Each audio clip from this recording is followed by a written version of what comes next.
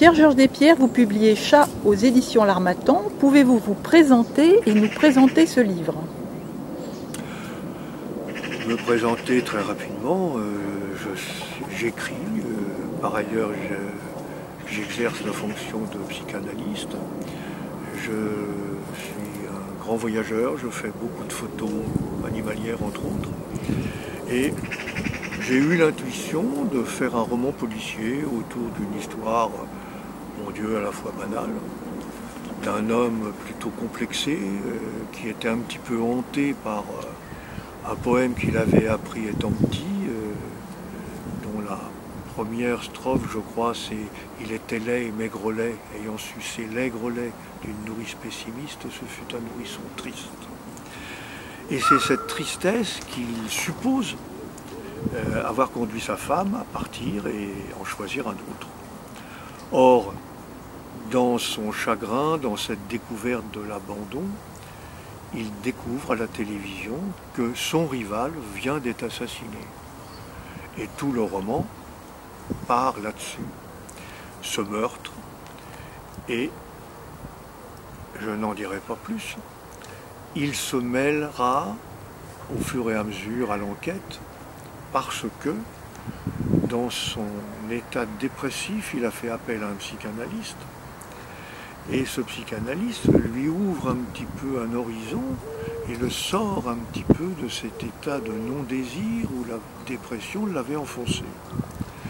Donc pendant tout le roman, il va se mêler au commissaire pour en parallèle essayer de faire sa propre enquête.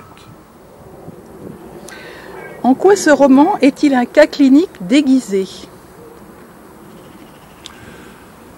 Un cas clinique déguisé parce que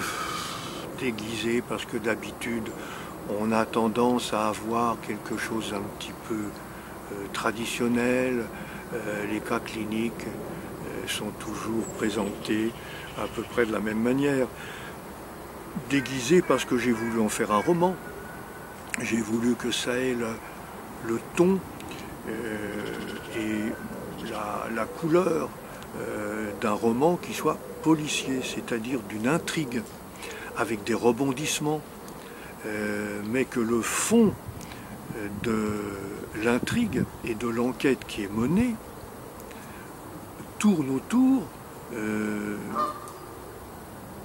d'une enquête psychanalytique quelque part, c'est-à-dire que le héros, lui, se substitue provisoirement à l'inspecteur de police et essaye de faire sa propre enquête.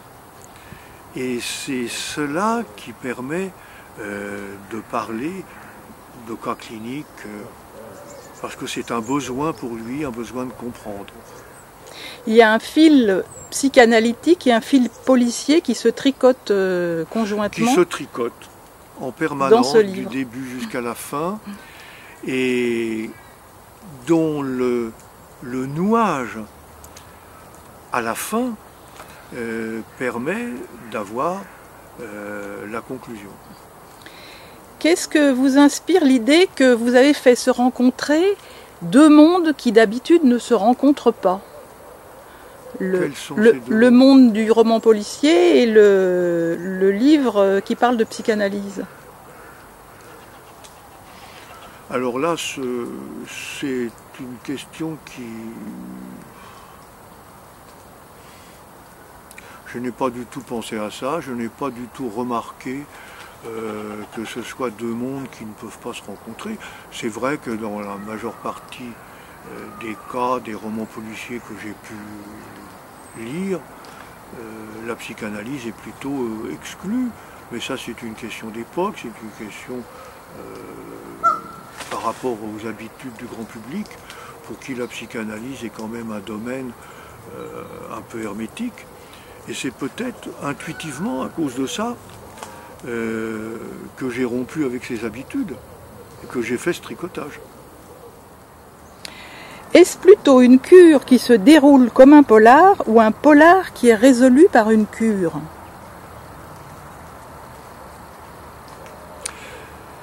Si je réponds à cette question, je risque d'en dire trop sur la fin du roman.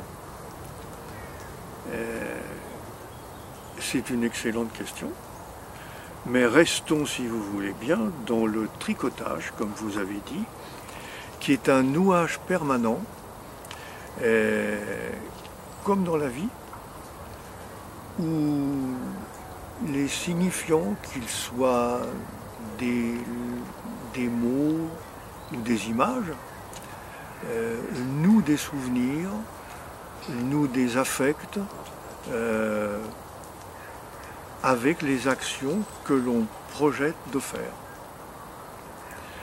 En cela, c'est peut-être pour le grand public la démonstration que c'est plutôt dans notre inconscient que provient les vraies causes de nos décisions et que notre liberté d'action, elle n'est pas tellement consciente, elle vient plutôt de notre inconscient, de ce qu'on appelle souvent l'intuition, et qui, je reconnais, chez moi, est plutôt malicieux.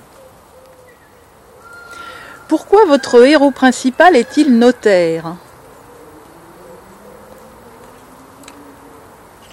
C'est une bonne question à laquelle je n'avais pas pensé, puisque lorsque j'écris, je suis une intuition, disons m'amuse, et j'écris d'un seul jet en général. Il m'arrive de me lever à 4 h du matin pour écrire 10 lignes et de me recoucher parce que j'ai eu une intuition. Pourquoi notaire? Eh bien peut-être que, lorsque j'entends votre question, dans notaire il y a le mot noter. Peut-être que c'est un homme de l'écriture, c'est un homme qui note. Le notaire, c'est celui qui enregistre l'histoire des vies des uns et des autres, des achats, des ventes, des naissances et des morts. C'est un témoin.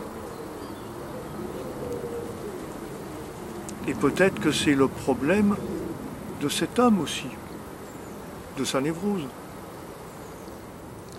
Pourquoi avez-vous planté votre décor dans la vie parisienne d'un immeuble et fait donc état de l'angoisse des locataires et des occupants face à un meurtre qui se déroule dans cet immeuble? La vie parisienne, c'est la mienne, c'est celle de mon quotidien. J'ai déjà d'ailleurs écrit une histoire qui se passe aussi dans un immeuble qui aurait pu être le mien. C'est un roman que j'ai écrit, je crois, qu'il y a 1 an ou 2, qui s'appelait Le Petit Monsieur du 4e. Bah oui, c'est facile pour moi. Et puis les habitudes des locataires, l'ambiance de la rue me vient à l'esprit facilement. L'inspiration, c'est mon décor. Avez-vous un message pour vos lecteurs? Un message pour mes lecteurs. Ça, c'est une grave question. Est-ce que j'écris avec un message? Est-ce qu'il y a un message dans ce que j'écris? A priori, je ne pense pas qu'il y ait de message. Il y a simplement un désir. Un désir de faire connaître la psychanalyse, qui est souvent discréditée, parce que mal connue. La presse en parle à sa manière, les médias d'une manière qui est souvent déformée. Là, j'en ai profité. Et cette intention m'est pas venue au départ. Cette intention m'est venue dans le courant de la construction de ce roman.